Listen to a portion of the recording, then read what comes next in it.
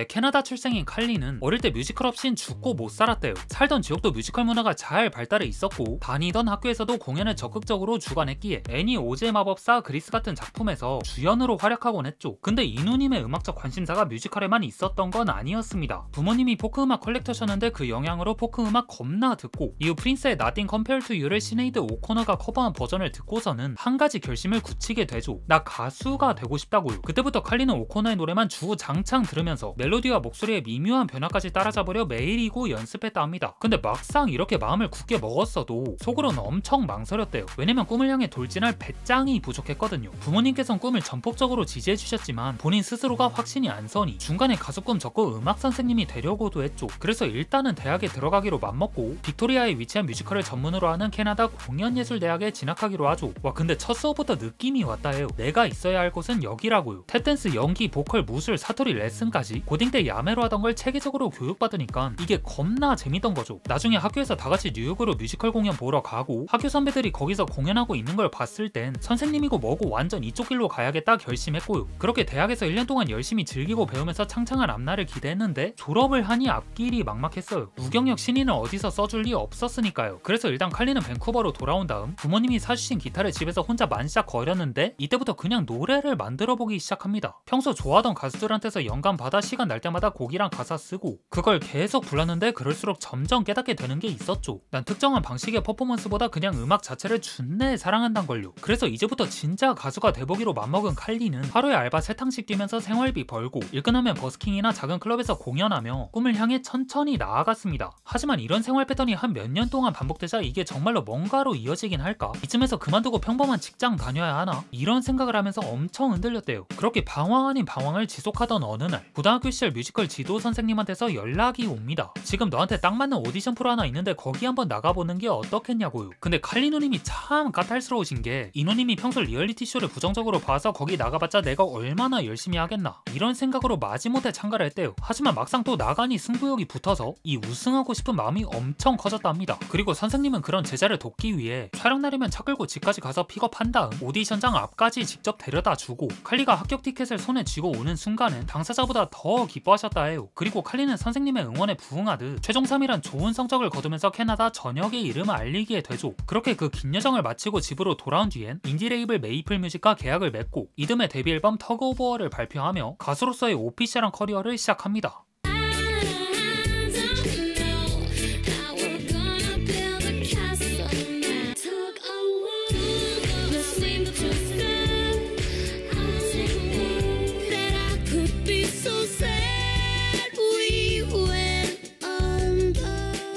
본작은 캐나다의 작은 인디 레이블에서 발매된 만큼 시장이 요구하는 거대한 기대치를 충족시킬 필요가 전혀 없었어요. 이 앨범의 역할은 단지 칼리가 오디션 프로에서 보여주지 못한 본래의 정체성을 10트랙에 걸쳐 담아내는 거였으니까요. 그리고 그 임무는 성공적으로 완수됐습니다. 자신의 음악적 뿌리가 포크에 있음을 드러내듯 앨범은 어쿠스틱 기타 리프를 중심으로 움직였고 가사 또한 걸넥도의 순수한 감성을 다양한 구도로 펼쳐 보이며 특별함이 아닌 평범함이 지닌 힘이 무엇인지를 제대로 보여줬죠. 평단에서도 칼리의 잠재성을 인정해줬고요. 하지만 아무래도 아쉬운 건 상업적 성취였습니다. 당시 세계 음악 시장의 흐름은 클럽 친화적인 댄스팝과 힙합이 주도하고 있었다 보니 칼리의 서정적인 포크팝 스타일은 이 흐름과 크게 어긋났죠. 그 탓에 비평적으로 긍정적인 성과를 거뒀음에도 사람들의 기억 속에서 칼리의 존재감은 그리 오래가지 못했고요. 그렇다고 여기서 포기할 순 없겠죠. 칼리는 다시 작업실에 들어가 수많은 곡들을 만들었고 두 번째 정규를 발표하기 전에 리드 싱글 하나를 세상에 내놓는데요. 그리고 이 노래는 그의 인생을 송두리째 바꿔놓죠.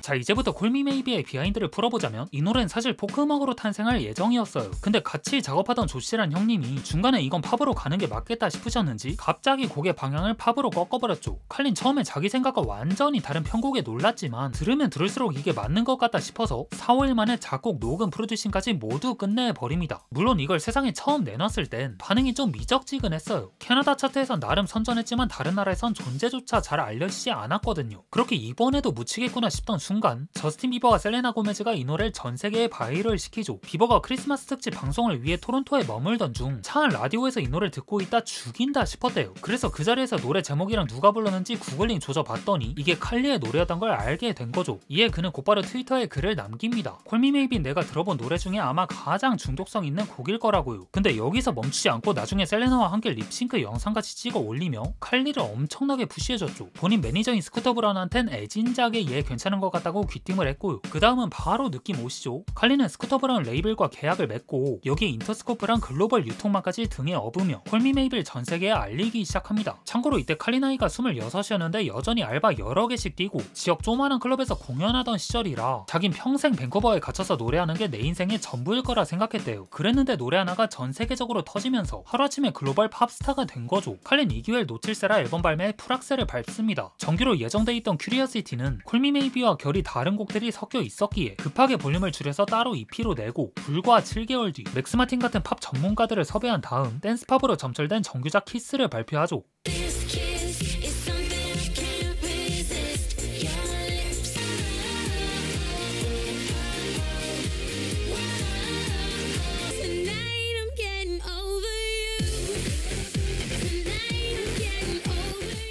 하지만 이 두 앨범은 망했어요. 물론 아울시티와 함께한 굿타임이 빌보드 핫백 8위까지 찍으며 히트를 치긴 했지만 그 외의 곡들은 콜미 메이비의 그림자를 벗어나지 못했죠. 근데 여기엔 그럴만한 이유가 있긴 했어요. 레이블 측에서 콜미 메이비의 화제성이 식기 전에 정규 앨범을 2달 만에 완성하자는 계획을 밀어붙였거든요. 그렇게 앨범을 급하게 준비한 결과 앨범 퀄리티는 자연히 떨어질 수밖에 없던 거죠. 그래서 이 일을 계기로 칼리는 다짐합니다. 다음 앨범은 절대 이런 식으로는 안 할 거라고요. 그리고 그 다짐을 곧바로 실행에 옮기죠. 1년이 넘는 기간 동안 LA, 스웨덴, 뉴욕을 오가며 다양한 아티스트들과 약 250곡 가까이를 쓰고 동시에 브로드웨이 뮤지컬 신데렐라의 주연을 맡으며 시간을 충분히 활용하면서도 어디로 튈지 모르는 행보를 보인 건데요. 이 같은 칼리의 모험적인 움직임은 새 앨범에도 고스란히 반영됩니다. 케이티 페리나 테일러 스위프트의 히트곡을 만든 팝 프로듀서들부터 본인이 직접 컨택한 언더그라운드 뮤지션들까지 가능한 한 다양한 이들과 다양한 방식으로 작업을 이어갔죠. 그만큼 칼리는 차기작에 심혈을 기울였고 세상이 자신을 원히트원더로 규정 지으려던 15시즌 마침내 정규 3집 이모션을 세상에 드랍합니다.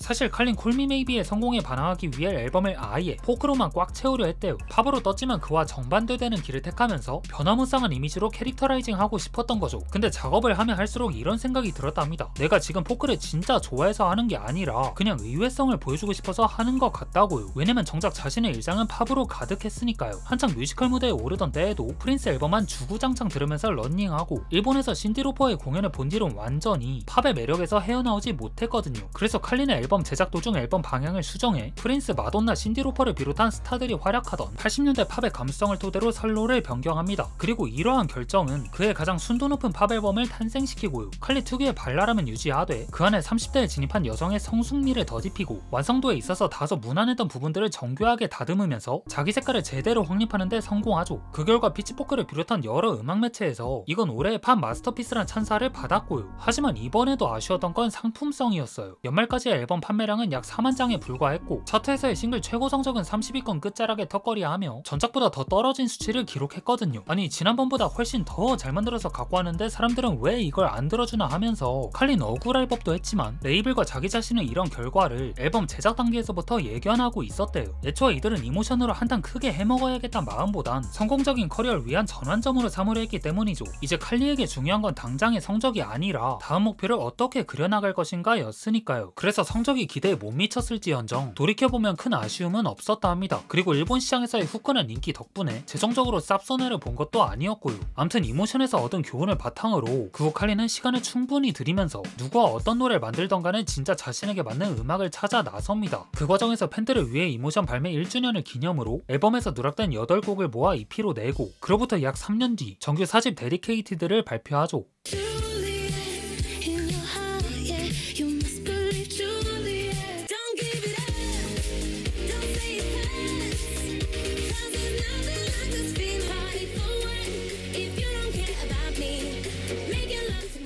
칼린 이번 앨범에서도 언더그라운드 팝스타의 면모를 여지없이 보여줬어요. 보컬과 송라이팅 양면에서 절정이 오른 폼으로 캐치하면서도 견고한 결과물을 내놓으며 팝 마니아들의 마음을 다시 한번 흔들어 제꼈죠. 특히 사랑의 감정을 단순히 표면적으로 나열하지 않고 그 내면의 복잡성을 집요하게 파고들면서도 직관적으로 다가오게끔 설계한 가사는 사랑을 대하는 칼리의 진정성을 확인시켜줬습니다. 하지만 이처럼 데뷔 때부터 사랑을 찬미하던 그도 코로나 앞에선 주눅들 수밖에 없었는데요. 가족과 생이별을 겪고 팬들과의 만남도 모조리 취소됐으며 외할머니 장례식엔 참석할 수조차 없었으니까요. 그럼에도 칼리는 이 암울한 현실을 마냥 불행으로 받아들이지 않았습니다. 오히려 음악적 영감으로 끌어안았죠. 앨범 전체를 외로움의 정서로 뒤덮으면서도 그 안에선 장르적 실험을 멈추지 않고 계속 이어간 거예요. 덕분에 듣는 이로 하여금 우울에 잠기기보단 그 속에서 칼리가 하는 이야기와 다채로운 사운드에 더욱 몰입할 수 있게 했습니다. 그 결과 데디케이티드 사이드 B가 발매된 지 약 2년이 흐른 22시즌, 그의 디스코그래피 가운데 가장 내면적인 앨범이 세상에 떨어지죠.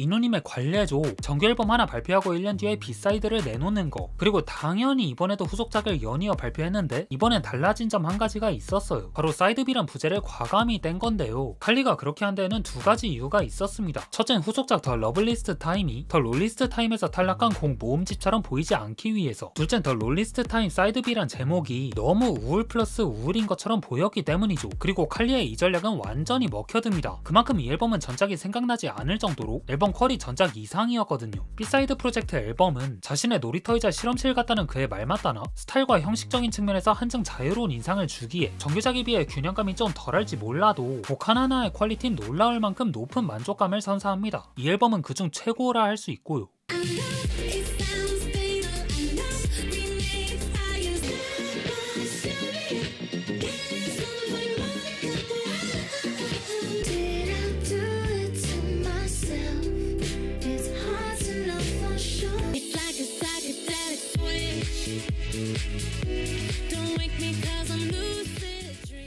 칼린 엄밀히 따지면 원히트 원더 범주에 속하긴 합니다. 콜미 메이비 이후로 그 아성을 뛰어넘거나 동등한 수준의 싱글을 아직까지 발매하지 못했으니까요. 하지만 그렇다 해서 이 수식어가 그의 음악적 커리어를 깎아내리진 못합니다. 이전의 걸 답습하지 않고 늘 새로운 변화를 시도하면서도 음악적 완성도를 탄탄히 지켜온 결과 이누님은 단 한 번도 허술한 앨범이나 실패한 행보를 보인 적이 없기 때문이죠. 그리고 무엇보다 자기 자신이 콜미 메이비 때의 화려하고 정신없는 삶보다 하고 싶은 음악을 하면서 단단한 코어 팬층과 함께하는 현재의 삶이 훨씬 더 행복하다 하고요. 그게 바로 칼리가 오랫동안 지치지 않고 음악을 할 수 있는 방법인 것 같습니다. 일약스타에서 원히트 원더로, 그리고 언더그라운드 팝스타로 재탄생한 칼리 레이 잽슨. 아직까지 이누님의 노래 중에서 콜미 메이비만 아시는 분들이라면 다른 노래들도 한번 들어보세요. 진짜 그와 동등하거나 그 이상의 감흥을 여러분들에게 선사해 줄 겁니다. 앨범 단위로 들으면 더 좋고요. 네, 뭐 아무튼 그럼 이번 영상은 여기서 마치고 전 다음에 올게요.